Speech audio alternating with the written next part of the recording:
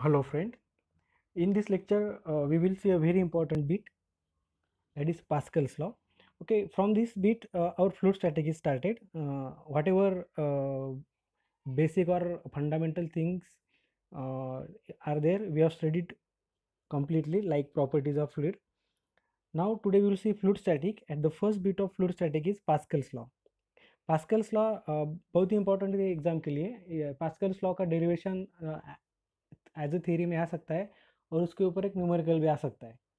Okay, मतलब आपको 7 या 8 मार्क अगर एग्जाम में क्वेश्चन आया पास्कल्स लॉ के तो आराम से आपको मिल सकते हैं। So what is Pascal's law? Pascal's law is statement is very simple.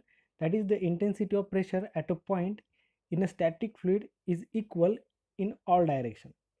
Okay, बहुत ही सिंपल है। जो प्रेशर इंटेंसिटी रहती है एट अ पॉइंट, सबसे इंपॉर्टेंट चीज़ इसमें वर्ड क्या है? Static fluid. हाँ, स्टैटिक फ्लूइड मतलब जो फ्लूइड मूव नहीं हो रहा है। क्लियर?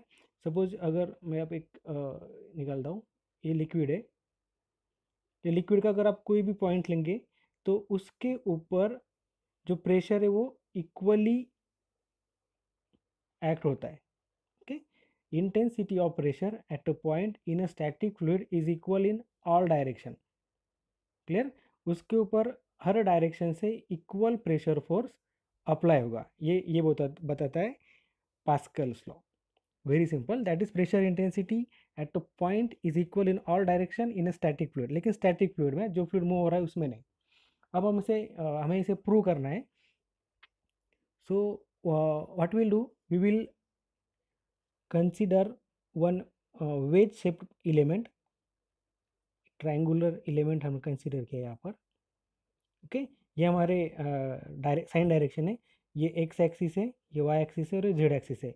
मतलब ये जो एक्स एक्सिस की लेंथ है ये हो गई डी एक्स, ये जो वाई एक्सिस की लेंथ है ये हो गई डी वाई, और ये जेड नहीं है, ये दूसरा एक्सिस, इसको हम डी एस कहेंगे, इसकी लेंथ डी एस। समझ में आ गया? और इसकी जो यूनिटी है, मतलब इसका जो, इसको मैं 3D में निकालता हूँ, इसकी जो यूनिटी है वो 1 है। यूनिट है मतलब ये एक प्लेन ट्रायंगल है, या आप ऐसे इमेजिन कर सकते हैं एक छोटा सा ऐसा वेज शेप टुकड़ा है जो फ्रंट व्यू में ट्रायंगल दिखेगा। ओके, ये डायग्राम समझ में, this is a small element having dimension D X D Y and D S, and उसकी जो थिकनेस है वो कितनी है? 1 यूनिट थिकनेस है। क्लियर? अंडरस्टूड? और इसका जो ये एंगल है थीटा हमने अज्यूम किया। Okay, now we will what is our statement? Intensity of pressure at a point in a static fluid is equal in all direction. All direction में जो भी प्रेशर फोर्स एक्ट कर रहे हैं उनकी इंटेंसिटी सेम है। Okay, अब देखो ये ए बी पे जो प्रेशर फोर्स एक्ट करेगा ये कौन से डायरेक्शन में? एक्स का है। ओके, सो इसे हम कहेंगे pressure force in X direction. Okay, ये जो ए और सी सरफेस के ऊपर जो प्रेशर एक्ट हो रहा है वाई डायरेक्शन में, उसे हम कहेंगे पी वाई। ओके, और ये डी एस डायरेक्शन में जो, इसे हम कहेंगे पी एस। समझ में आ गया? फिर से निकालता हूँ मैं वो वेज शेप डायग्राम। ये हमारा वेज शेप डायग्राम है जिसकी थिकनेस यूनिट है। इधर से जो प्रेशर एक्ट हो रहा है वो है पी एक्स, क्योंकि वो एक्स डायरेक्शन में है। इधर से जो प्रेशर फोर्स एक्ट हो रहा है वो पी वाई, और इस सरफेस पे जो ऐड हो रहा है वो पी एस। इसकी लेंथ है डी एस, इसकी लेंथ है डी वाई, इसकी लेंथ है डी एक्स। क्लियर? अंडरस्टूड?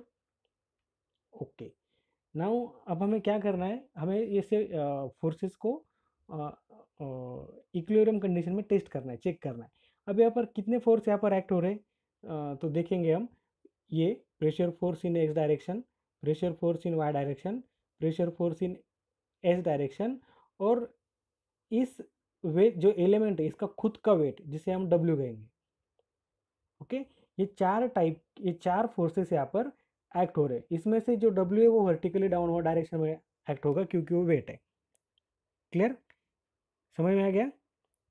ये P X, P Y, P S और वेट डब्ल्यू, चार फोर्स यहाँ पर एक्ट हो रहे हैं। अब इक्विलिब्रियम कंडीशन में उनका समेशन से इक्वल रहेगा।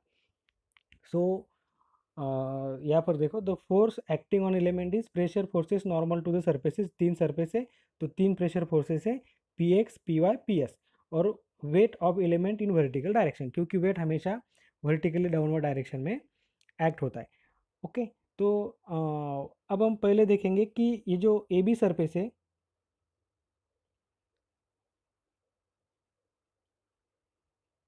इधर निकालता हूँ मैं,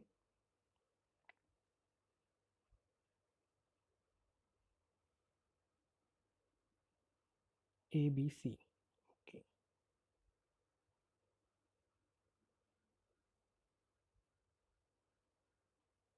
ए बी सी।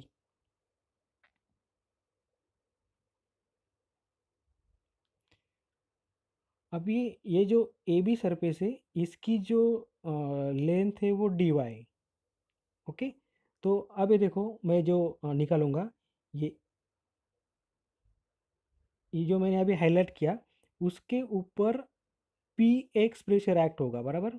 ये प्रेशर कितना है, P x.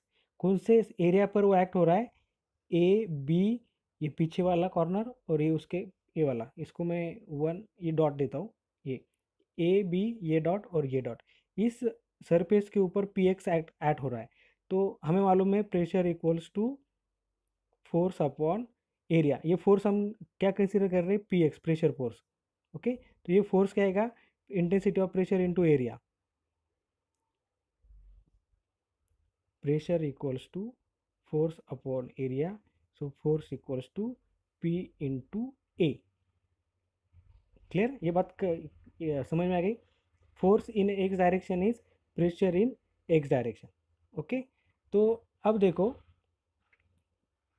Forces forces on the surface A B equals to P X into A B, क्योंकि ए बी पे पी एक्स फोर्स ऐड हो रहा है। मैं ए बी फिर से निकालता हूँ। ये हमारा जो वेज शेप्ड एलिमेंट है,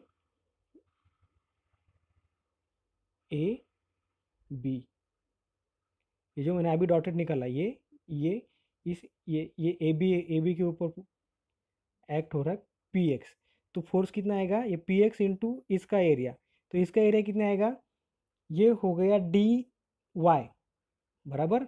और ये हो गया unity one, D Y into one, ये इस सरफेस का एरिया हो गया। क्लियर, तो यहाँ पर लिखा है D Y into area of face A B. Face A B कौन सा है, ये कितना है, डी वाई, और ये कितना है, वन। तो डी वाई इंटू वन। तो हम कह सकते हैं forces forces in X direction is P X into D Y one. Similarly अगर हम वाई डायरेक्शन पे देखेंगे,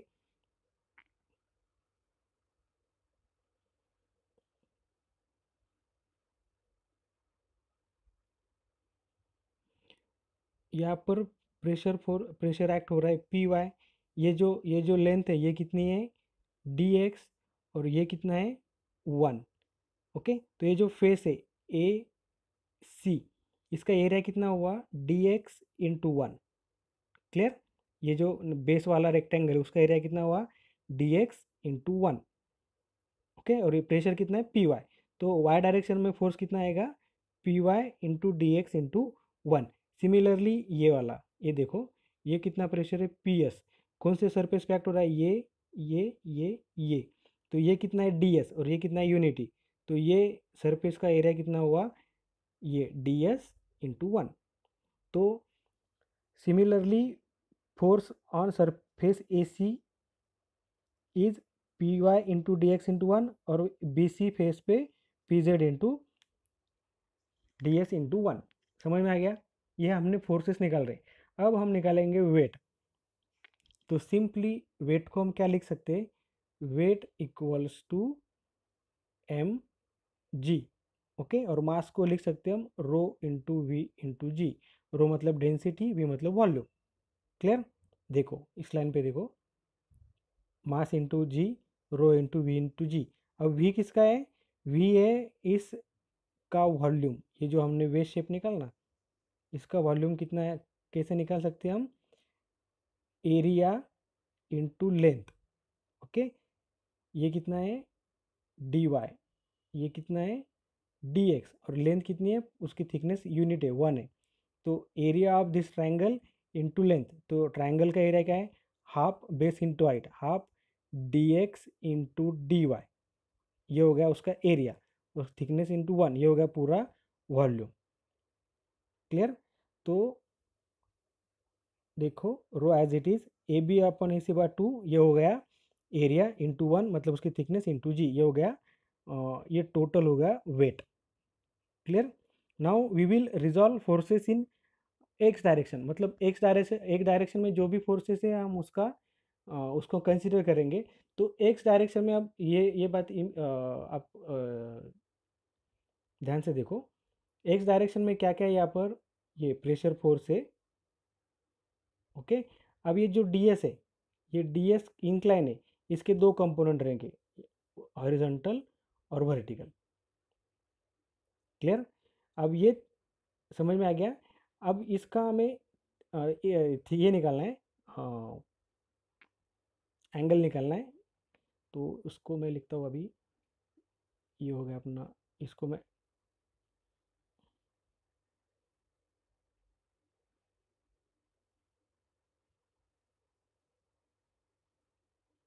यहाँ पर एक लाइन ड्रॉ करता हूँ, ये हो गया थीटा, तो ये होगा 90 माइनस थीटा, या इस इधर इधर इसके बजाय इधर जाएंगे अपन, ऊपर जाएंगे, वो इजी रहेगा।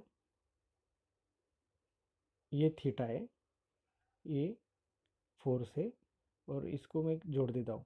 तो ये परपेंडिकुलर, तो ये 90 है, ये थीटा मतलब ये 90 माइनस थीटा, और ये आएगा थीटा बराबर, मतलब जो डी एस है,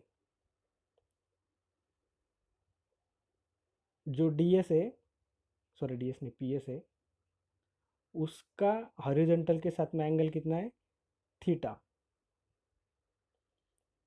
बराबर।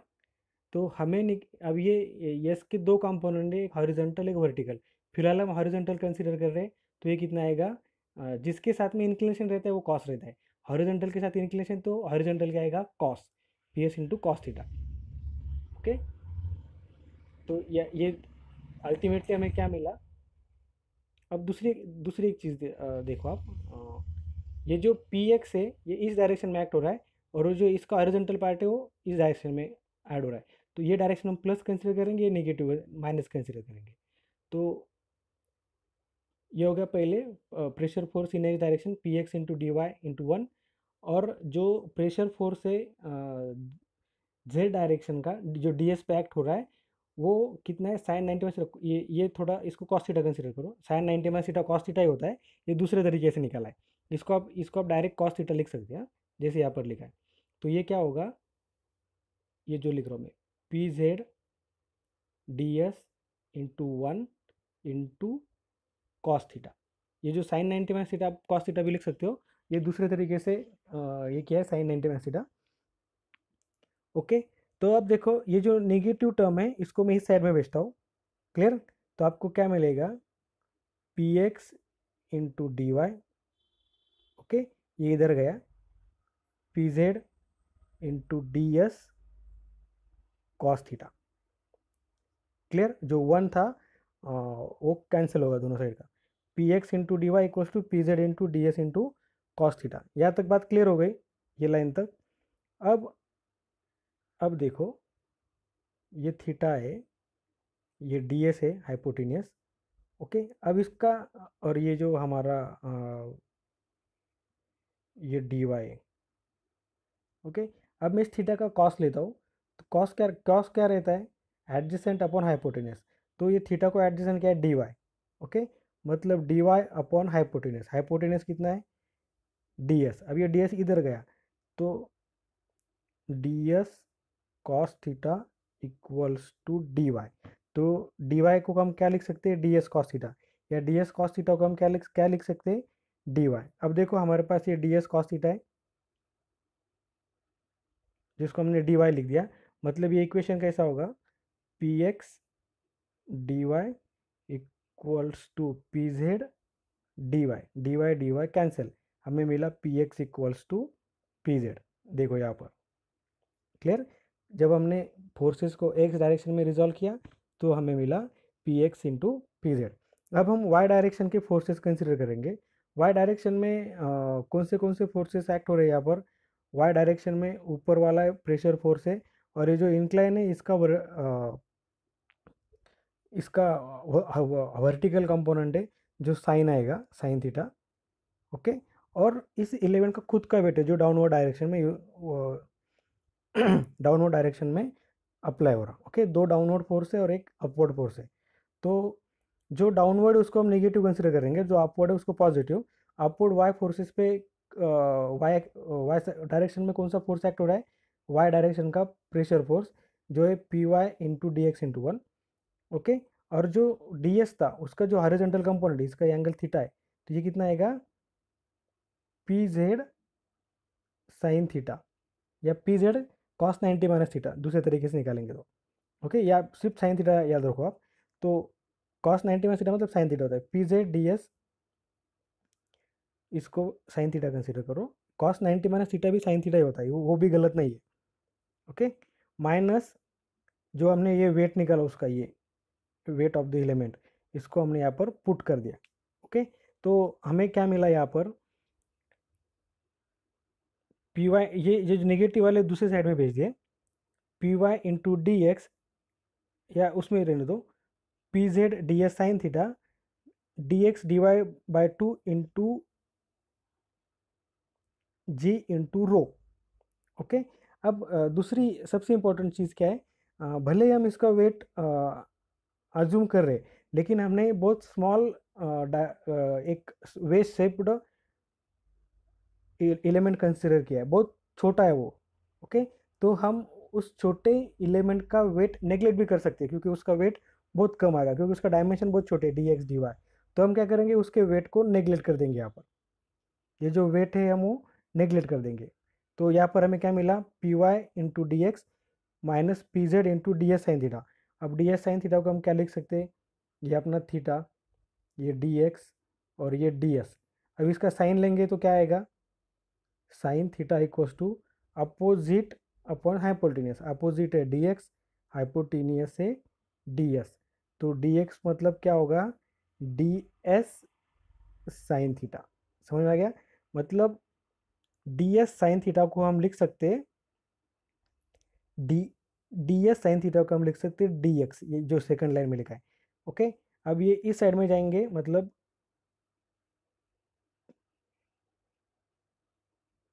P Y into D X equals to P Z into D X cancel, हमें मिला P Y equals to P Z.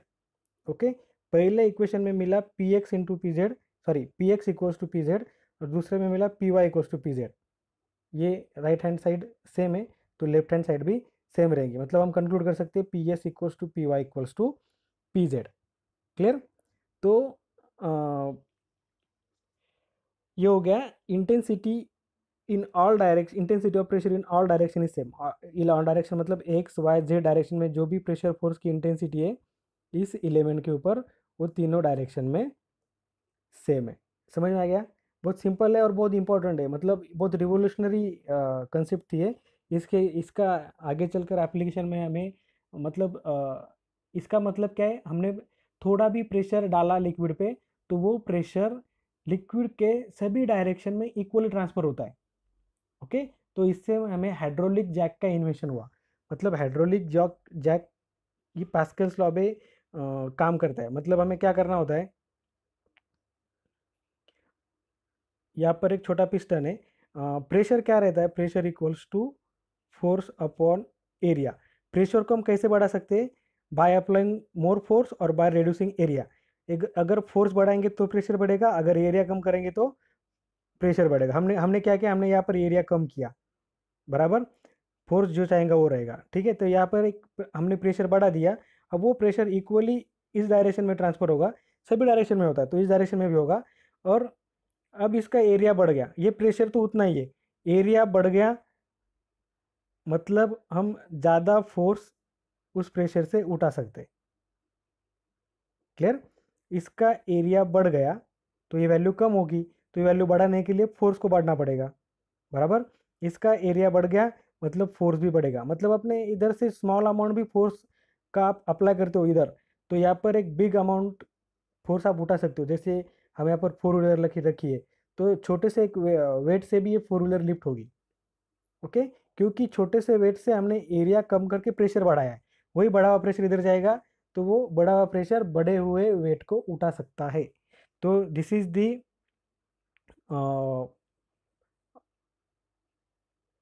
Pascal's law, application of Pascal's law. तो पास्कल्स लॉ बहुत ही रिवोल्यूशनरी कंसेप्ट, इसकी वजह से हम बड़े बड़े चीज़ों को एक small amount of force apply करके उठा सकते हैं। ओके, सो इस पास्कल्स लॉ हमने देखा। अगले लेक्चर में हम हाइड्रोस्टैटिक लॉ देखेंगे और फिर दोनों के ऊपर के न्यूमेरिकल देखेंगे। Okay, thank you.